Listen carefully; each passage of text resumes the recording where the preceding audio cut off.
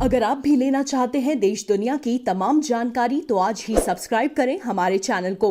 साथ ही नीचे दिए बेल आइकन को जरूर दबाएं ताकि हर अपडेट आप तक पहुंच सके। नमस्कार, सेक्शन न्यूज़ नेटवर्क पर आप सभी का स्वागत है। जम्मू कश्मीर में लगे लॉकडाउन से उद्योग जगत काफी प्रभावित हुआ है। आज आपको कश्मीर के खनमोह औद्योगिक क्षेत्र लिए चलते हैं। यहाँ पर 500 से ज्यादा उद्योग हैं, लेकिन सभी बेहाली का सामना कर रहे हैं इस समय। एक तो लॉकडाउन की वजह से उद्योग धंधे बंद हैं, ऊपर से लॉकडाउन के ही कारण यहाँ पर काम करने वाले कर्मचारी जो कि अन्य राज्यों से थे वो चले गए हैं। अब कर्मचारी यहाँ पर नहीं है, एक नया संकट खड़ा हो गया है। बैंकों की ईएमआई है, वो लगातार तकादे करते हैं ईएमआई देने के, तो ये सारे के सारे उद्योग बड़े प्रभावित हैं। सरकार से बेल आउट पैकेज की मांग कर रहे हैं और नीतियों में परिवर्तन की मांग कर रहे हैं कि उद्योगों के हित में कुछ नीतियां बने, क्योंकि इनका कहना है कि चाहे अगर हम बात करें सरकार की तो सरकार ठीक है सबसे ज्यादा रोजगार देती है जम्मू कश्मीर में, लेकिन उसके बाद उद्योग जगत सबसे ज्यादा रोजगार देता है, जेके बैंक सबसे ज्यादा रोजगार देता है। तो सरकार और जो बैंक है वो तो चलिए अपना काम चला लेंगे, लेकिन उद्योगों का काम कैसे चलेगा। प्रभात साक्षी संवाददाता ने उद्योग जगत से जुड़े लोगों से बातचीत की, उनकी समस्याएं जानी, उनकी सरकार से क्या मांगे हैं इसके बारे में उनसे बातचीत की है। आइए दिखाते हैं यह खास रिपोर्ट। देख लीजिए, आपको पता ही है पिछले 3 सालों से हालात यहाँ पे उस हिसाब से नहीं रही। पहले भी आपको अगस्त की बात अगर हम करेंगे तो अगस्त से पहले थोड़ा बहुत हमारा अच्छा खासा चल रहा था, इंडस्ट्रीज़ भी सारा कुछ सिस्टमेटिकली था और यहाँ की जो हुकूमत थी तो उस हिसाब से हमारे कुछ अगर होता भी था तो हम उनके पास जाते थे, तो हमारी जो भी परेशानियाँ थी तो उसमें वो मदद भी हो जाती थी। लेकिन उसके बाद जो हुआ वो तो सबकी नज़र में है कि हालात कहाँ से कहाँ पहुँची। फिर उसके बाद कोविड, पहले फर्स्ट वेव और अब सेकंड वेव, और आपको पता ही है कि हम जो कि यहाँ पे जो सेकंड लार्जेस्ट एम्प्लॉयमेंट जनरेटर हैं after government and JK bank के बाद, मुझे लगता है कि पहले इंडस्ट्रीज़ आती है उसके बाद जेके बैंक यहाँ पे ज़्यादा ये एम्प्लॉयमेंट जनरेट करती है। तो हमारी हालत इस टाइम ये ऐसी है कि ना हम पीछे जा सकते हो ना हम आगे जा सकते हैं। पीछे इसलिए नहीं जा सकते क्योंकि हमें बैंक का कर्जा होता है, आगे इसलिए जा सकते क्योंकि हालात हमें परमानेंट इस टाइम नहीं करती कि हम आगे थोड़ा बढ़े। लेकिन अब जब हमें गाइडलाइंस हुकूमत की तरफ से आ जाती है तो हम उसको देख के कोशिश करते हैं कि नहीं जी, हमें हुकूमत ने कुछ रखा है हमारे लिए कि ना आप इंडस्ट्री चलाओ। लेकिन उसके बाद हमारे मजिस्ट्रेट साहिब जब ऑर्डर निकालते कि नहीं जी बंद करो सब कुछ, लॉकडाउन है, वो चीज़ें हैं, ये चीज़ें हैं, तो हम सड़क पे भी नहीं चल पाते, तो इंडस्ट्रीज़ की तो बात ही नहीं है।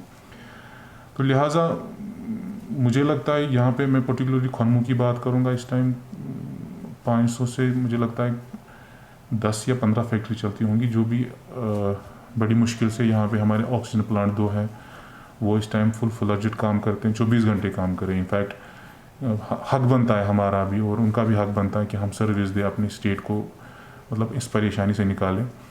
तो अब बात यह आती है कि जो हमारा बैंक का कर्जा है वो कैसे हम उतारेंगे इस टाइम, और हमारी गारंटर्स को तंग किया जाता है इस टाइम, उनके अकाउंट से पैसे डेबिट किया जाता है। मैं नहीं कहूँगा कि बैंक वाले भी गलत कर रहे हैं इस टाइम, नहीं, उनको भी ऊपर से प्रेशर है, लेकिन कुछ ना कुछ मतलब इस टाइम इंसानियत का भी फ़र्ज़ बनता है कि हम वही हैं जो रेगुलरली ईएमआई पे करते थे, ठीक है।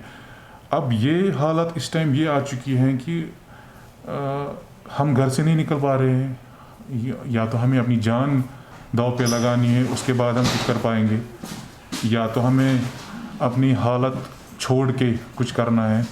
वो चीज़ें अभी हमारे हक में नहीं है।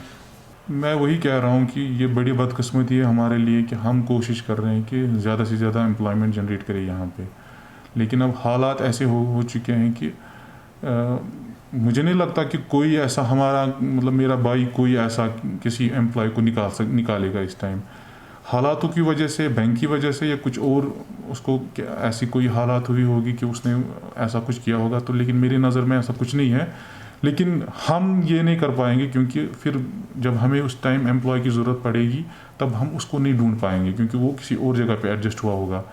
ये वही एम्प्लॉयज़ होते हैं जिनसे हम कमाते हैं, तो इनको हम नहीं छोड़ सकते। लेकिन अब ये है कि गवर्नमेंट से यही अपील रहेगी हमारी कि या तो आप ऐसा कुछ ज़रिया रखो कि अगर आपको इंडस्ट्रीज़ खुली रखनी है तो खुली रखो, तो उसके साथ साथ हमें पास भी इशू करो ताकि हम मूवमेंट भी करें। और जहाँ से हमें रॉ मटेरियल लाना हो, जहाँ से हमें फिनिश्ड गुड भेजना हो, उसके लिए भी कोई मूवमेंट पास होना चाहिए।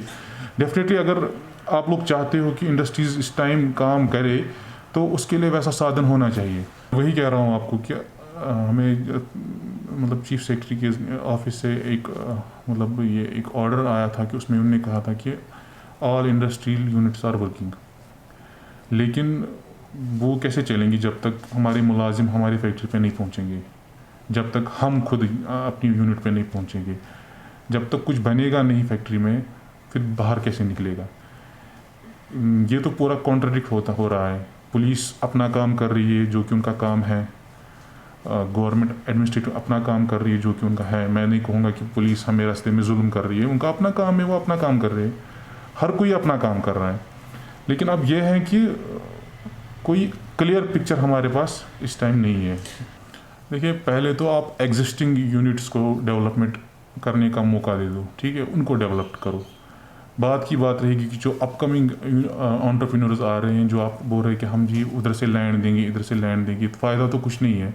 पहले आप उनको बूस्ट करो जो ऑलरेडी सेटअप किया हुआ है, उनको बूस्ट मत करो, उनको ख़राब, अगर हम ख़राब हो चुके हैं तो हमें इस खराबी से निकालो। पहले हमें बूस्ट करो ना, हमें बूस्ट होने दो। हम तो पिछले 3-4 साल से पिसते जा रहे हैं, क्योंकि बैंक का कर्जा तो है ही। उसके बाद हमारे पास जो वर्किंग आवर्स है वो भी नहीं हो रहे। अब यह है कि मैं तो देखो, मैं इस बात पे कमेंट नहीं करूँगा कि हमारे साथ गवर्नमेंट क्या करे। गवर्नमेंट के अपने अपने रूल्स होते हैं, ठीक है। हम जो मेरे साथ और भी जो पढ़े लिखे आते हैं वो इंडस्ट्रीज लगाना चाहते हैं, लेकिन उनके साथ साथ जो एग्जिस्टिंग यूनिट्स है उनको भी कुछ ना कुछ मिलना चाहिए। अगर उनकी किसी जगह पे परेशानी है तो उनको भी साथ लेके चलो। मैं कह रहा हूँ, मेरे पास अगर कोई आएगा तो मैं तो उसको इस टाइम सजेस्ट नहीं करूँगी आप इंडस्ट्रीज़ में आ जाओ। देखिए, पहले तो मैं ये चाहूँगा कि हमें परमानेंट कर ले कि हम फैक्ट्री आप फुल फ्लेज्ड यहाँ पे चालू रहे, ताकि जो भी हमारे मसाइल है वो उससे कम से कम, अगर बैंक का कर्जा नहीं तो कम से कम अपने आप को तो हम चलाएंगे, अपने घर में तो लाइवलीहुड जो हमारा है वो चलता रहे। और साथ ही साथ कम से कम हम अपने एम्प्लॉयज़ को उससे अपनी सैलरी दे सके। ये नहीं चाहिए कि अगर 10 बंदे काम करें तो 10 से 9 हो जाए। कम से कम इस टाइम ये हालात हैं कि कम से कम 10 से 11 तो होना चाहिए। अंदर ही बैठ के काम करेंगे, SOPs फॉलो करेंगे। इनफैक्ट हम SOPs फॉलो ही कर रहे हैं, मास्क भी अंदर फैक्ट्री में पहन के करते हैं, सैनिटाइज़र भी यूज़ करते हैं।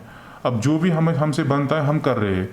अब डिमांड और ये रहेगी हमारी कि जो हमारा बैंक का कर्ज है कम से कम थोड़ा बहुत उसमें हमें एक चीज़ है कि उसमें मॉनिटोरियम का पीरियड मिलना चाहिए सबको।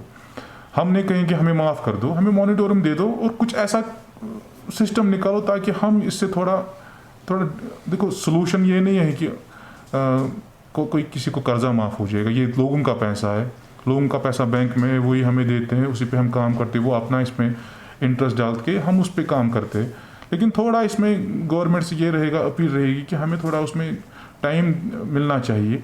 और जो हमारा वर्किंग कैपिटल इस टाइम ड्रेन हो रहा है उसके बारे में सोचना चाहिए। हमारा वर्किंग कैपिटल काम करने के लिए होता है, वो इस टाइम ड्रेन हो रहा है, सैलरीज में चला जाता है और हमारे टर्म लोन में चला जाता है। यहाँ से हमारी सेल कुछ नहीं, सेल ज़ीरो है।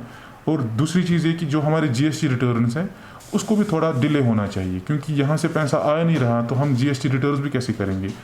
तो वो भी थोड़ा एक हमें मिलना चाहिए, उसमें भी रिलीफ मिलना चाहिए।